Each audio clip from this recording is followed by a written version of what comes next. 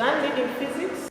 Tupito na polo ne icholongo sesemat koteso masela dunyangese balebe. They discovered that we are still behind in terms of that. We are still using the old system.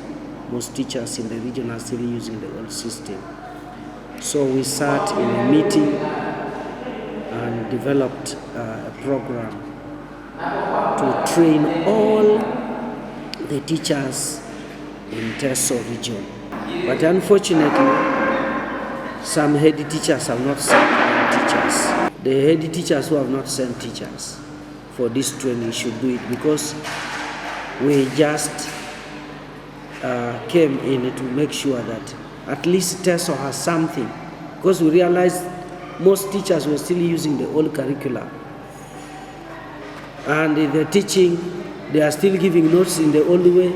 So this training is very important because it will guide us. Apollo Kiniton esomero loteso college aloe to ride abo Apollo Kiniton sesema ngesi ke unitebe ekote shichana kina katinga som keche kedeta wediope arada lem etampo sumalem no pedoro sisane kino pona lo tetete le kotore yala madoso bonebe abubo beri on tele Ministry of Education and Sports kede padi chance kede yo to la sesema ya utaswa mo be era uni na isi ko kineti will be an enhancement to the mechanisms of teaching and learning on the part of the teachers. Basilo chiene shana kinan loka biology ngese balebe engiri kitos kesi ya shana kini duwe idara kintosa pugan aitemo kinan ningosha nuetere kina kede curriculum loitete ponele koto e curriculum loitete e koto tidwe kidioko nuipo ati akere ngesa kaisa kanyape kwenye dumnya bile poidu watu koto edo tosa kaisa kanyauni akwatat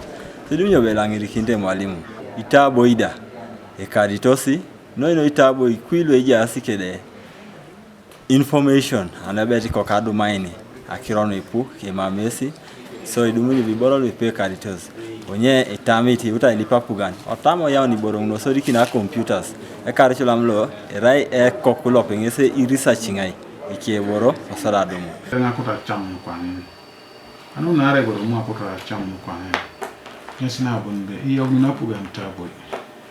Government through the Ministry of Education has contracted some organization at Longman and then it children peri to I am Itaboi. Ministry mere kurare government school are private school. Rimu jadi masku roje oro no maino je simu. Obi asoro tese je ko Itaboi.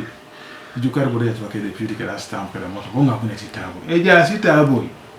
Ile mabo ni dola term na as we starting the term na etere eja ya pamoto moto. Oni kapi mwalimu beto na somo kepelo totoroko eriomete la Aisisianakin ejasike da yonyo Kanuka TV East Abraham Elapu Koibuga Soroti.